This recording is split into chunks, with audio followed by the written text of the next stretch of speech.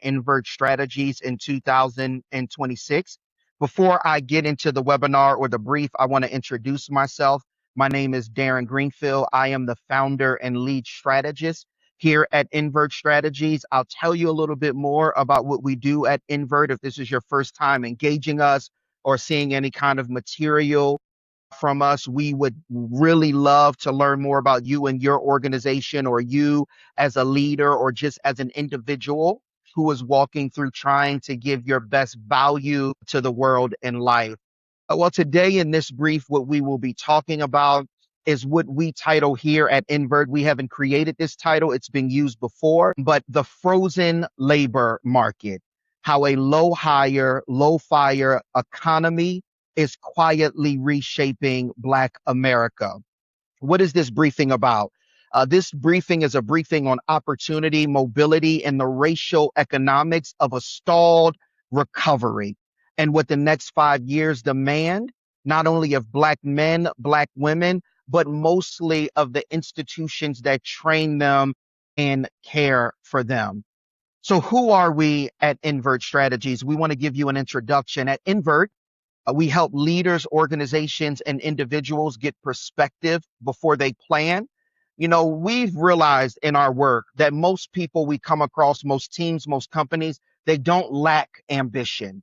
What they do lack is a clear view of where they actually stand and how they want to get to where they're going. So that's where we start. We believe that before genius can be experienced, clarity must be established. Who do we work with?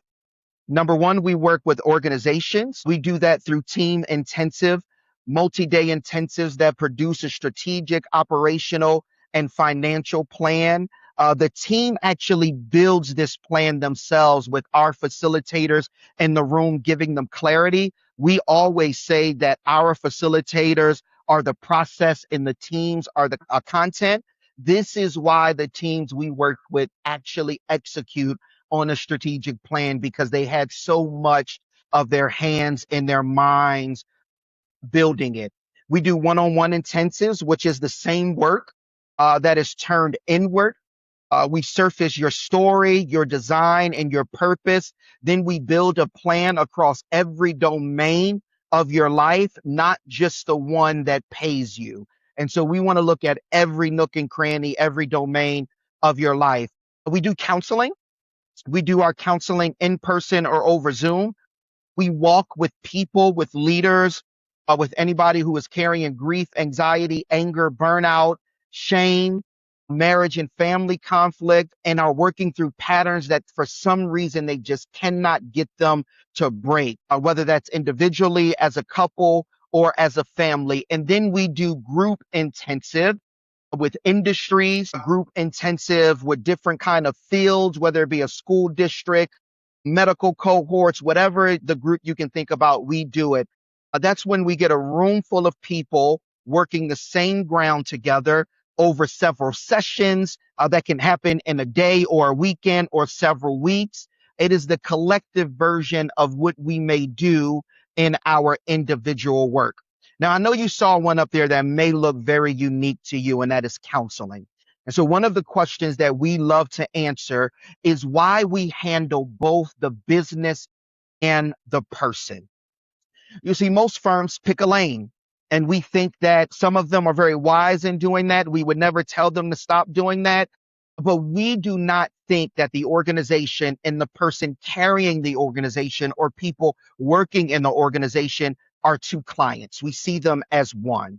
A plan is only as durable as the leader who is executing it, and a leader is only as steady as what they're carrying home or how they show up at home or what's going on at home. And so we kind of delve into both because we want that leader to be solid in their own personal space, because in our studies and our facilitation and our deep work with individuals, we found out that more of the personal life actually oozes into the professional life and ruins more. And then sometimes the professional life, a lot of the times, is crossing the boundaries with the personal life, and that professional cannot show up well. So we handle both, sometimes for the same people. Sometimes we have a person come in our professional tracks and they end up going to our personal tracks or our personal tracks to our professional tracks. Sometimes the organization gets planned.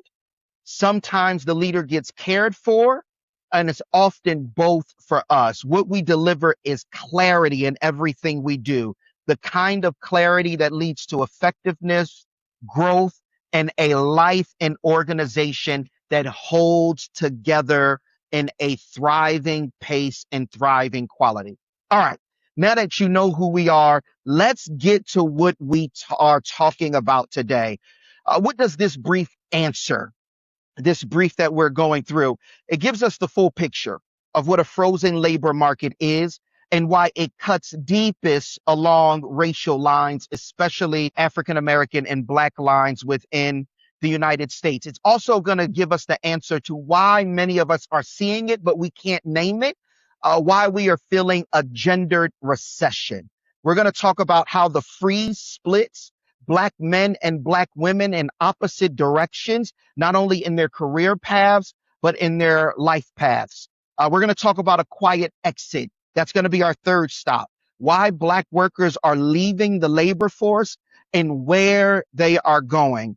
We're going to look at historical mirrors, the economy. We're going to compare it from pre-civil rights and civil rights eras to what's happening now.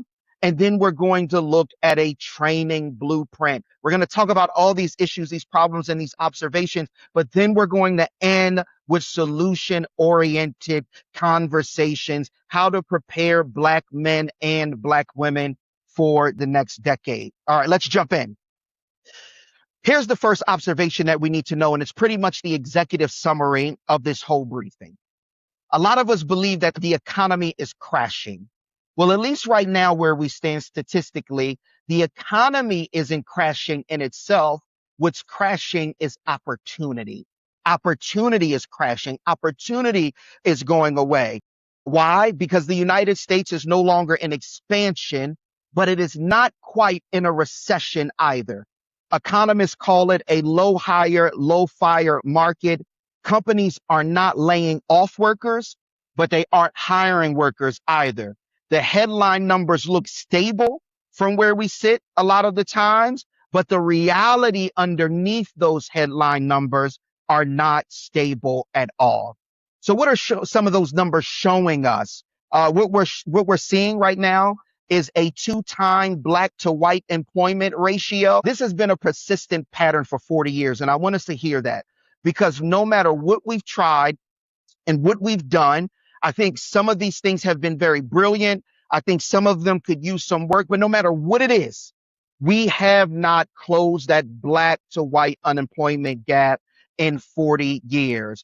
We have a 6.3, close to 7 now, in some statistics, unemployment gap for African Americans versus a 3.6% unemployment rate for white Americans. And this statistic was pulled in July of 2026. 36% of fewer callbacks for Black candidates when it comes to jobs and recruiting and them trying to apply for vacant positions. The meta-analysis of 28 field experiences gives us this number, and the gap has not narrowed. Watch this. Quillian tells us this in a 2017 article, and the statistics still hold up.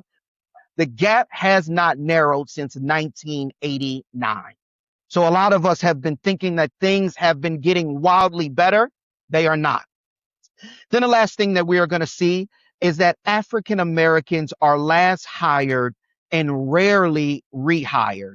The traditional first fired, last to be hired pattern is now compounded by us being in a hiring freeze in this frozen economy. Okay, so we realize we're not in a recession. We're not in an expansion. We're in a freeze. In a classic recession, we see layoffs spike and unemployment climbs. In a healthy expansion, we understand that hiring grows and workers churn upward.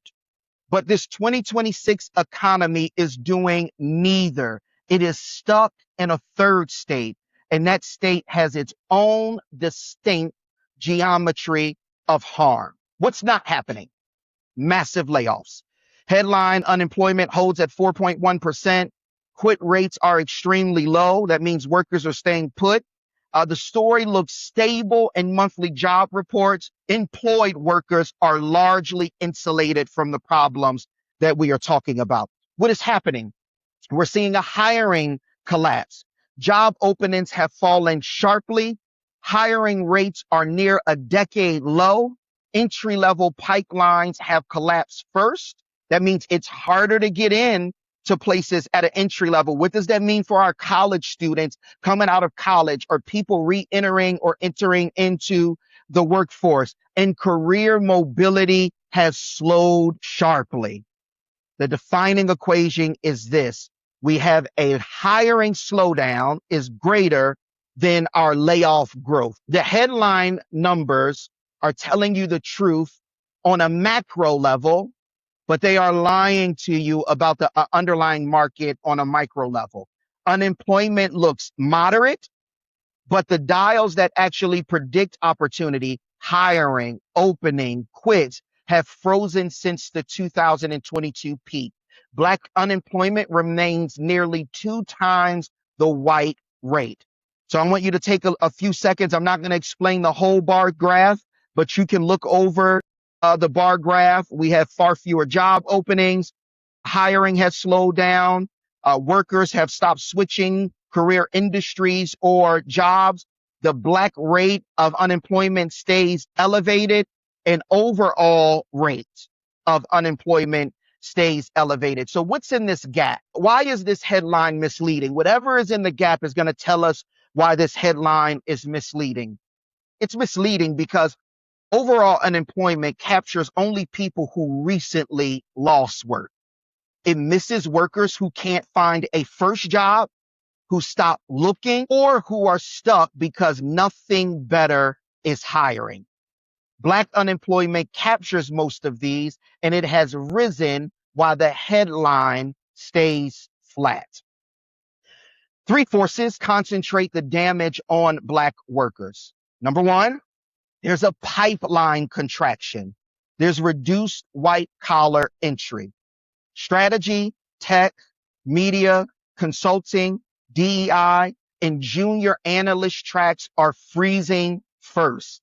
These are the same pipelines that Black professionals only recently gained access to after the 2020 diversity push. The second force that we see is that there is high discretion hiring, which means that there is great bias amplification.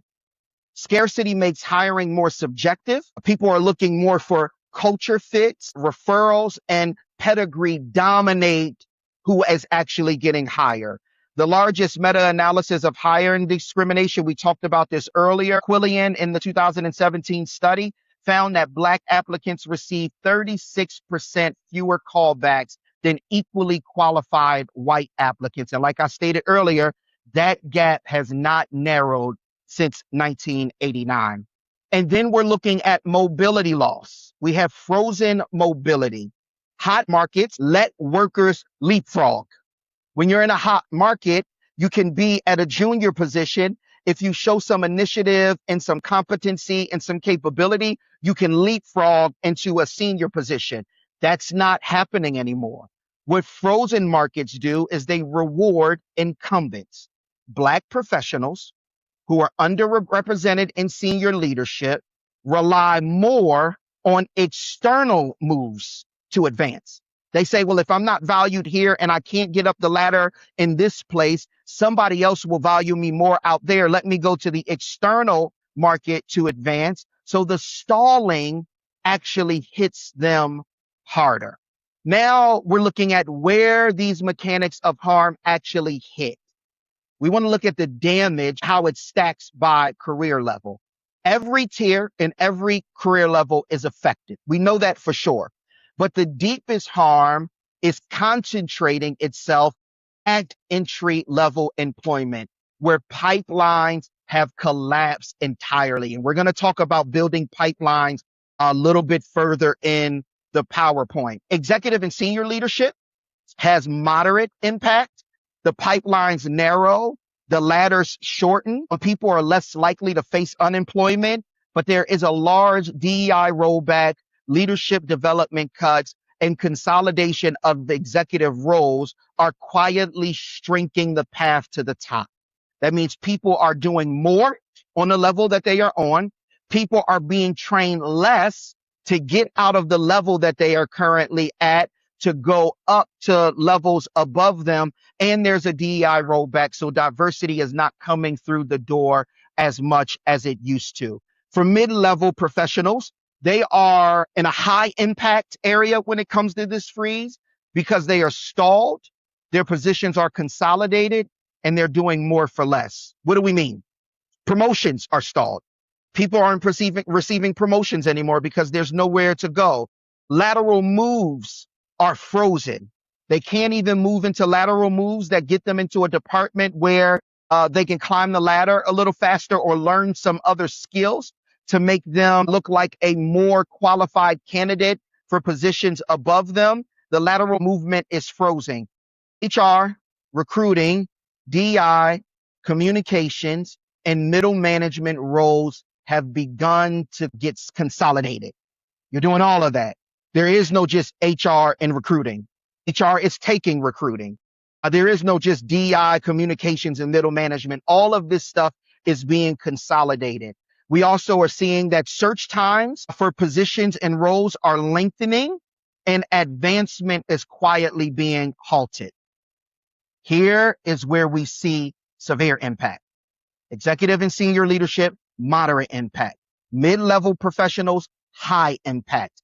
Entry-level and early career professionals, severe impact. They are being hit the hardest. Why? Because if they are not in the door is closing in their faces. How is it closing in their faces? A junior hiring is being cut first. We don't need anybody else.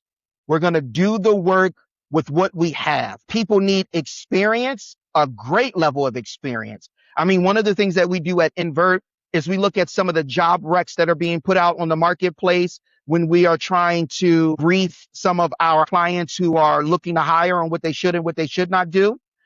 And one of the things that we are realizing is the extensive amount of experience that people are asking for roles that are either entry level or are still within the entry level salary band. We see that recent Black graduates and Gen Z workers face a bottleneck because incumbents will not move, outsiders cannot enter.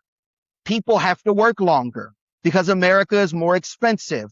And so since the incumbents are not moving on, either into senior leadership or out to other companies who are growing and expanding, that means that there is a bottleneck and outsiders cannot enter. And a large demographic of those outsiders are entry level employees and workers. Here we go. This is the big one. Black youth unemployment remains sharply elevated. And that is a problem for many different reasons. Some of them we will get into. Others, if you want to hear more about it, reach out to us at Invert. We're looking over some research and some studies to actually work through some of the challenges that we see in that market. All right, section number 2. Let's talk about this gendered recession. We are in the same economic freeze, but Black men and Black women are feeling this differently. They have different fractures. Black men and Black women are experiencing the freeze in fundamentally different ways. One of them is losing their floor. The other one is losing their ceiling. Let's talk about this. Black men and Black women face different versions of the freeze.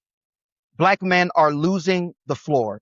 Construction, manufacturing, logistics, and warehousing, the historical floor for Black male employment, have been hit by automation pressure and slowing capital spend. I can't build if people don't invest.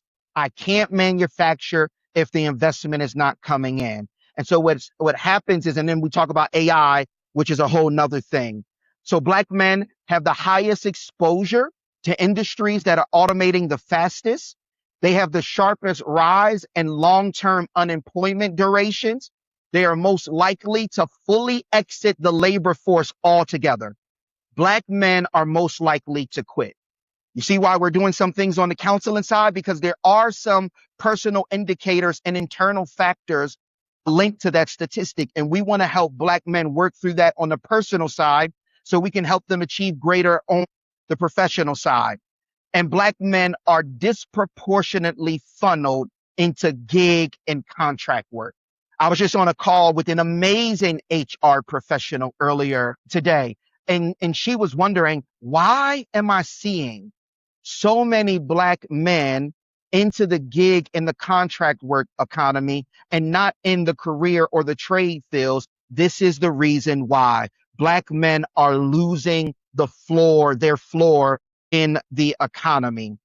All right, let's talk about Black women. They are losing their ceiling. Black women were overrepresented in the white collar pipelines that grew after 2020. Where are some of the areas that they were overrepresented? DEI, HR, recruiting, communications, project management. Those are where they were overrepresented, and those are the pipelines that are being hit first. Black women are hardest hit by DEI program rollbacks and corporate cuts. Black women have the sharpest slowdown in promotions and lateral moves. Black women are carrying heavier student debt loads into this frozen market, and Black women are more likely to stay in the labor force, but they will be underemployed. So what's the net effect of this gender split and this gendered recession? Here it is. Black men disappear from the data because they're leaving the labor market altogether, or their jobs are being eliminated, so they disappear from the data. Black women appear in the data, but they are stuck in the data. That's what we're realizing. Here we talk about how we want to shape the divide and how the freeze has a gendered fingerprint. Black men and Black women experience the same labor market through different exposures to industry, to occupation, and to expectation. The pattern below that you see in this illustration reflects directional severity. So we're talking about directional severity. And if a Black man is going in this direction, here is the severity the labor market presents to his pathway. A Black woman is going in another direction. Here's the severity the labor market presents in her direction. So here we are, Black men. Let's talk about losing the floor. Long-term unemployment, they can't find work. That is heavy exposure. They are exposed heavily there. Labor force exit, they get discouraged. They lose confidence. They say, I'm taking my hat out of the ring. They stop looking. Black men have heavy exposure there. Underemployment, Black men working below skill level. This is another one that we see about them exiting the labor market. They've gone and gotten the degree. They've become the professional. They have a family they have to provide for, or financial goals they want to go after.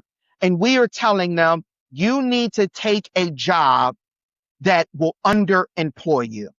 They have moderate exposure there. And a big part of that moderate exposure is a lot of them are just staying put at the level, or some of them are saying, I don't know how willing I am to do that. We got to work on the pride thing there. Rightfully so. They have the pride of what they've accomplished educationally or in their career, but they have gone down the ladder. And so they're not as underemployed as they are unemployed. Promotion stalling, they have moderate exposure there of having no advancement, and DEI role cuts. I think this is a very interesting statistic when we talk about DEI. Black men have lighter exposure in DEI role cuts because they were never a part, mainly they were never a big part, let's say that, of the DEI access that opened up after the 2020 push. It was more Black women. Black women are losing their ceiling. So what does their pathway look like? Long-term unemployment, moderate exposure they have there. They are employed. Labor force exit. I don't care what you say. Black women ain't quitting their job. That's what we see right there. They are not exiting the labor force. Underemployment, they have heavy exposure because they're getting stuck in certain positions. Promotion stalling, they have heavy exposure. DEI role cuts, they have heavy exposure. So you can see Black men and black women are feeling this market freeze in two different ways. So imagine if a black man and a black woman are in a relationship, they're partnered, they're married, and they're having this conversation about work. And they say to one another, you just don't understand. The statistics are telling us that unless they are getting into one another's worldview, that is actually the truth.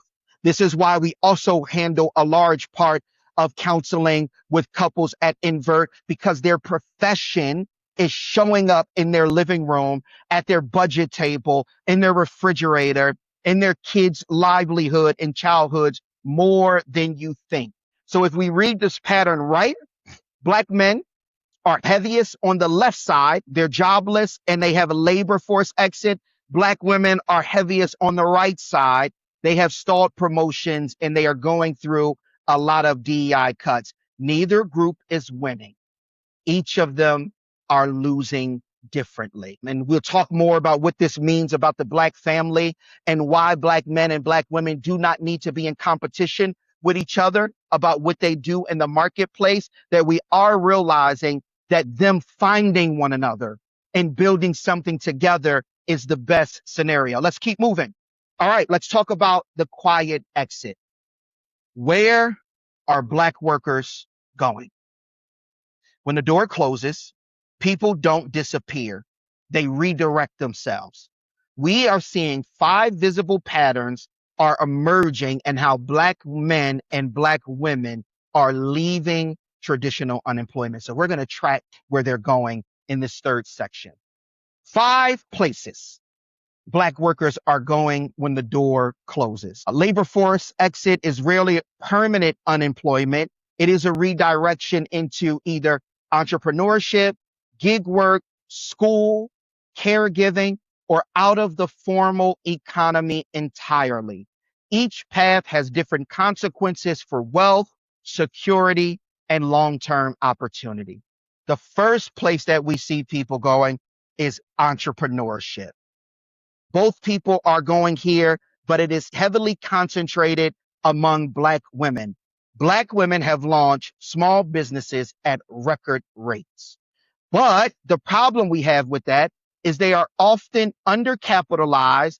The risk of them launching a business is really real. There's real risk there, but it builds equity for them rather than wages. So they may take a hit on wages, but if they're building something really necessary, we tell our clients, if you're going to go into entrepreneurship, you either need to do something really necessary or something really, really special. Do not get stuck in between. A lot of people in the businesses that they are looking at starting, they get stuck in between of building something really necessary or something that people are telling you is really special. So that's the first place they're going.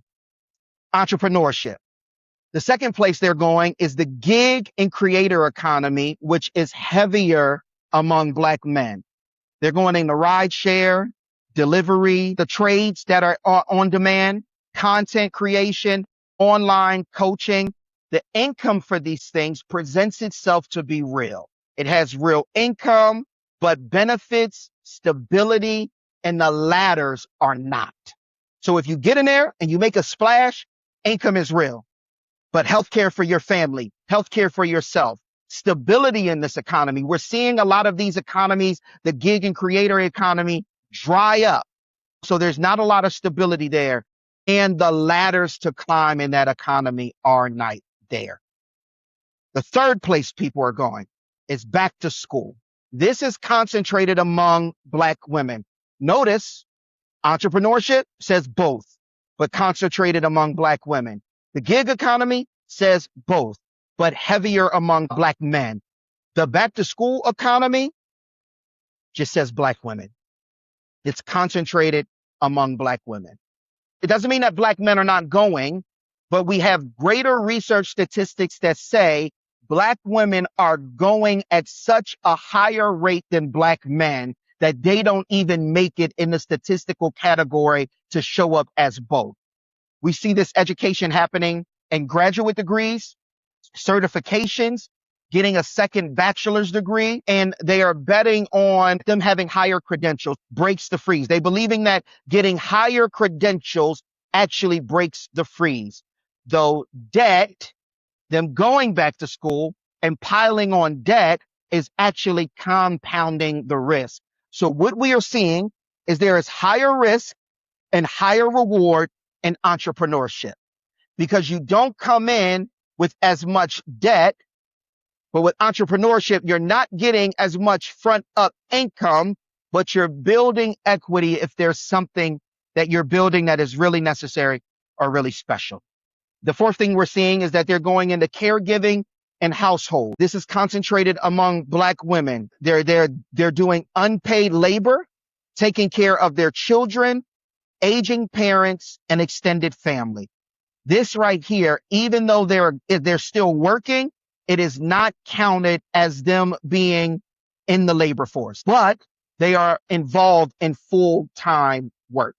So imagine having full-time work that is not only physical, but is heavily emotional, that has a lot at stake with it. You're caring for your children, maybe you're educating them, you're keeping them home because daycare and affording that is out of reach. You're taking care of your aging parents, your extended family, but you're not getting paid. What does that do to a Black woman in her stress level? And then the last one that they're going to is the informal economy, or they're withdrawing completely. That is concentrated among Black men. One of the next studies that we are going to do, a research study, is going to be titled, Why Are Black Men Quitting? Because you notice this, Black men are not going back to school. Black men are highest in the statistics of withdrawal from the work economy. Black men have lower percentages of entrepreneurship. They are heavy in the gig, in the creator economy, but that slows up. So we're asking, why are Black men quitting? And we're also trying to get our bearing around what is going on with Black men. If there is something going on, we haven't looked at it yet. When it comes to long range vision casting, we're looking at that. So cash work, family business, or full disconnection from formal job seeking. This right here is the most invisible exit and the most dangerous long-term exit that we are seeing out of everything we are talking about.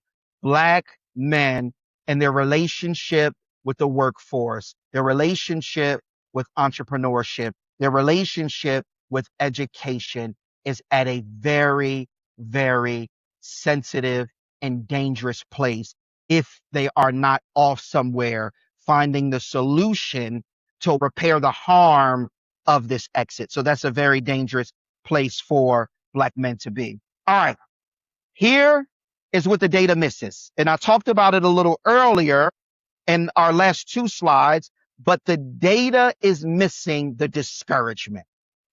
Workers stop believing that opportunity exists. That belief, more than any single layoff, is what compounds inequality across generations. There's no place out there for us to offer value. Nobody wants to give me an opportunity. I can't find a job today. I couldn't find one last month. I'm not going to be able to find one next month or the years to come. We're seeing this discouragement, and it's coming in the form. We talked about this labor force exit. Workers stop searching and stop being counted. Career downgrading, roles below skill level become the new normal. Gig substitution, stable jobs replaced by piecework with no benefits, and wealth compression. Lower cushions, fewer safety nets, faster pressure is what we're seeing. This is the compounding cost. The discouragement is one of the things that we are missing. How do we speak to that discouragement? How do we not allow Black men and Black women to get stuck there? We don't want anybody stuck there. But remember, we're looking at the labor market and what it is positioning and what messaging it is sending and how it's positioning the Black life. Why? Because you know the old saying, when America gets a cold, Black America gets the flu or pneumonia. And that turns out to be very true. All right, section 4. What we're realizing is this isn't new. It is a return to somewhere. And where we are returning to may actually shock a lot of you who are a part of this webinar, who are part of this session. The 2026 freeze rhymes. It rhymes with history before. It uncomfortably rhymes with 2 earlier American labor regimes: the pre-civil rights economy of exclusion and the civil rights economy of contested access. All right, how the 2026 economy mirrors earlier American regimes. So when we look at the pre-civil rights economy, pre-1964, we call this the era of exclusion. The mechanism that they used to exclude Black people from the labor market was a legal mechanism and then just a explicit racial mechanism. Black workers were locked out by law, by custom, and union rules. Hiring discrimination was open and it was enforceable. Black workers were confined to low-wage agriculture, domestic, and manual service work. Black men did sharecropping, manual labor, and then they participated in the Great Migration into northern factory work. Black women worked in domestic service, agricultural labor, and were nearly totally excluded from white collar work. That's what we saw in the pre-civil rights era, what we title the era of exclusion. What we see in the civil rights era, the era of contested access, is that the mechanism was legal openings. Title VII, open corporate doors. Affirmative action expanded pipelines. There were real gains to follow from these doors opening, but persistent gaps, ceilings, and first in, first out cycles remained. So what are those? We saw persistent gaps. We saw persistent ceilings that a person only could get this far. We saw that people, the first ones in, when it came to these openings, were also the first ones fired, no matter whether it was about merit, if they did anything wrong. And then we see that this cycle was a cycle that was in the era of exclusion, and it remained. Even when people were finding work in the era of exclusion, if a white person came and wanted their job, or if something happened that made people think of the superiority of whiteness and the so-called inferiority of Blackness, people's livelihoods were taken from them. And we see that some of these cycles remained in the civil rights area. Black men had their entry into manufacturing, government, and skilled trades. They were vulnerable to the deindustrialization shocks. When deindustrialization happened, Black men were very vulnerable to the shock of what that meant showing up at the bank account, at the dinner table, and at home. Black women, this is where we see a large entry into teaching, nursing, healthcare, and government. This is where we see the building of the Black class through public sector work. That was the civil rights era. It was the era of contested access, but we were winning those contested battles through legal wins, and those doors were opening. Now we're in the frozen era. Watch what era this era matches the most. The pre-civil rights era was the era of exclusion. The frozen era is the era of quiet. The mechanism is that people who are in charge of hiring, firing, promoting, or who are starting their businesses, the discretion is currently on them on who gets hired and who gets fired. The laws remain on the books that we won in the era of contested access, but the enforcement of the laws are hollow. DEI rollback removed all the scaffolding that we built in these pipelines to get to certain places. Culture fit is now the new terminology for if you are qualified. So you can be underqualified intellectually. You can be underqualified experience-wise. But if I am hiring you, and this works both ways, if I am hiring you and I think that you are a culture fit 9 times out of 10 to who I am as a leader, you will get the job over every other qualified individual out there. And 9 times out of 10, what people don't realize is culture fit means many times. We're seeing this with the EEOC. We're seeing that a lot as Invert. Many times it means if you will come and be a willing participant, a cheerleader, or somebody who turns a blind eye to my toxic leadership and corruption from my leadership position, then you are a culture fit. Or if you hate who I hate, you like who I like, or you love how I love or who I love. We're seeing that coming out in the statistics in workplace. Referral networks and culture fits are replacing the explicit rules on how we should hire. HR and qualifications are saying you should hire in this manner, but referral networks and culture fit are overriding those rules. Why? Because even though the law remains, the enforcement of the law is hollow. The exclusion of people from this economy is procedural, not legal, and harder to challenge. Here's one of the things that we're looking at Invert. This is a problem, not only because the exclusion is procedural and not legal and harder to challenge, because even if somebody wanted to make the legal challenge, they cannot because they cannot afford to. They can't afford. Employment lawyers from the beginning of your employment situation to the end are ranging on an average to be $30,000. What worker in the economy do you know has $30,000 of disposable income to spend on legal strategy, and they don't even know if they are going to win? And then after the legal strategy, if they are staying in the same market, the same industry, the same city, they're wondering if fighting will get them blackballed. This era, the frozen era, is actually more connected and looks more similar to the pre-civil rights era of employment opportunity and the lack of employment opportunity than it does the civil rights era. So when that means we have taken a large step back. Black men are squeezed in this frozen era by automation in trades and manufacturing, and they are quietly exiting the labor force. Our strategic planning that we do with our companies, we say if you start seeing something over and over again, that means the cream is rising to the top.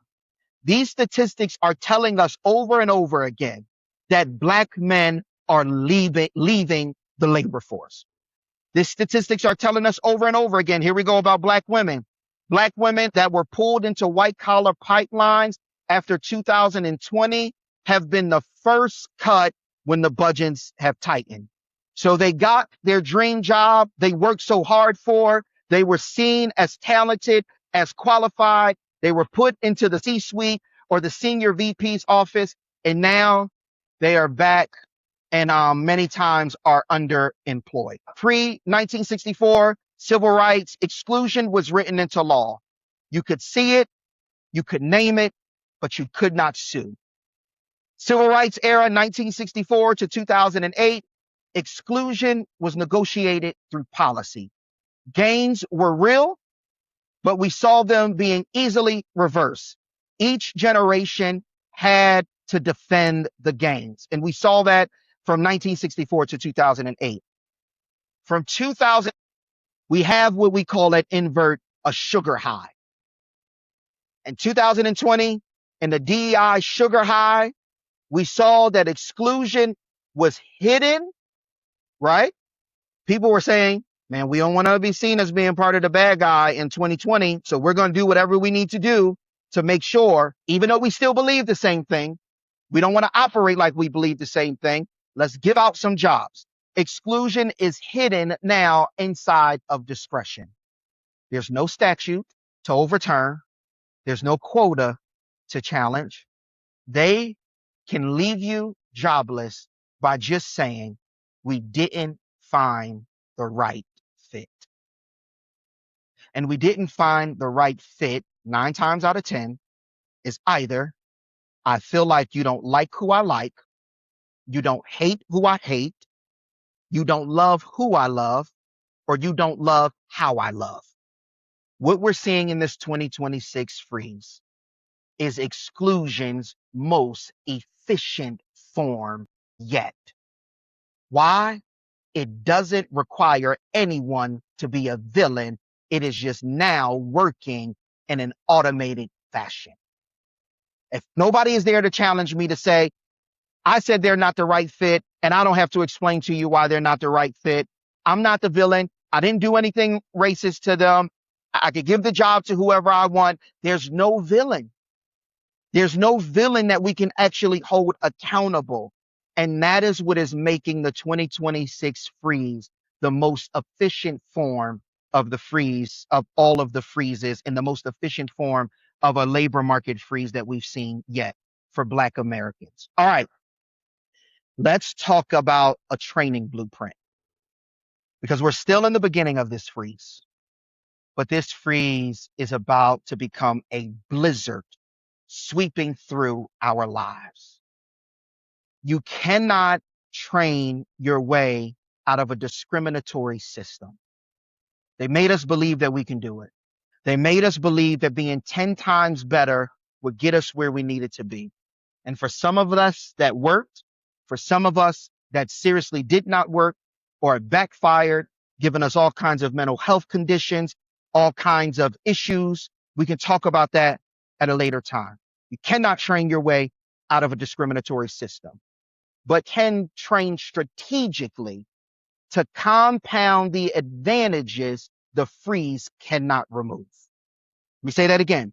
You cannot train your way out of a discriminatory system, especially one, let's go back, where exclusion is hidden in discretion. But you can train strategically to compound advantages that the freezes cannot remove. What does training that compounds look like in a frozen market? Here are 4 principles. 4 orientations every training program for Black men and women should adopt now. These are designed to build leverage where the freeze is the weakest. We want to go from credentials to leverage. So what's the first thing that we want to do? We want to build skills, not job titles. The freeze punishes those waiting for the right opening. It rewards those who can convert capability into income across many channels, whether that be contracts, freelance opportunities, equity, services, teach skill stacking, not career laddering. Number 2, we want to go from contacts to sponsorship. We want to own the network. In high discretion markets, referrals dominate. Black professionals historically have shallower elite networks. Training must include deliberate network architecture, sponsorship, peer cohorts, alumni engineering, and it cannot be soft networking events. Soft networking events are over. We are talking about network architecture now, not soft networking. So we want to go from contacts to sponsorship. We want to own the network. The third thing we want to do, I put my head down because this is hard for some of us Black people. We want to build wealth before status. A frozen market punishes wage dependence. Teach the math of equity, ownership, real estate, small business cash flow, and capital formation. A modest business compounding for a decade beats a stalled corporate title. That's the third one we want to go. We want to go from salary to assets on that one. The fourth one, we want to go from generalist to specialist. We want to train for the technology that's hiring. We want to look at AI. We want to look at applied data. We want to look at healthcare tech, energy transition, and skilled trades adjacent to electrification are where capital is flowing.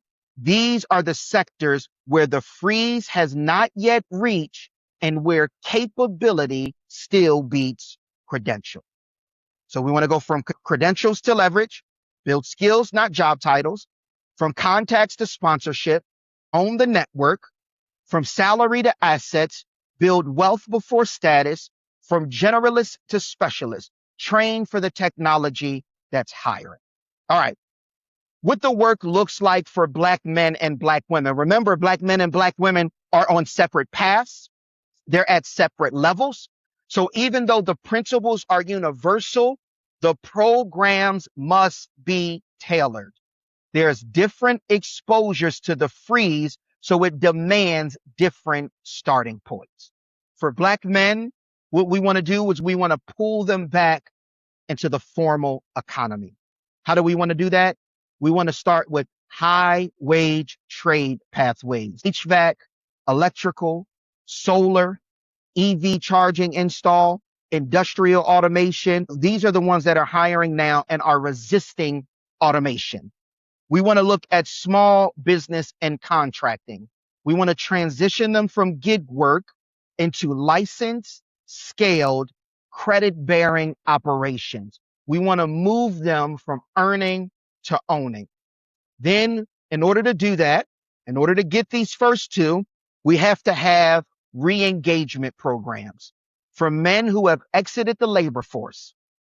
In order to get them re-engaged, we need to rebuild their skills. We need to rebuild their mental health. We need to help build and rebuild their financial literacy. We need to help construct and reconstruct how they see their identity and their connection. And we need to do it all in one program, because we can't have it so scattered that they're missing steps or they have different people speaking into them, and one stage is effective and the next stage is ineffective. We need to do that work. For Black women, we need to convert their credentials into capital. We need to have equity literacy and business mechanics. We do that by converting record rate business formation into finance, scaled, profitable companies. We need to stop trading their hours, since they're highly credentialed, for solo income. We need to build some stuff up underneath them and give them the money to keep on building. We need to train them in AI fluency for white collar survival. We need to do this for women in HR, communications, operations, project management. They need to become the person who deploys the AI inside the organization and not the one who is displaced by it. Third, we need to have some sponsorship engineering. We need to have, mentorship gives advice, sponsorship gives access. We need to train women to identify, cultivate, and convert sponsors into decision-making power. That's what we need to do. Here's our closing. The freeze is the message. The economy isn't crashing, opportunity is. And that distinction between a market that hurts everyone and a market that hurts quietly is the entire battlefield for Black America from 2026 forward until the research shows us something different. So what is our task ahead? We need to build for leverage, not for openings. We need to train for ownership, not employment. We need to engineer networks deliberately and measure success in compounded capital, all kinds of capital, financial capital, social capital, and political capital. This does not need to be measured in titles in a frozen market that refuses to grant anything for those titles. Thank you so much for joining us for this webinar. We will have a Q&A session.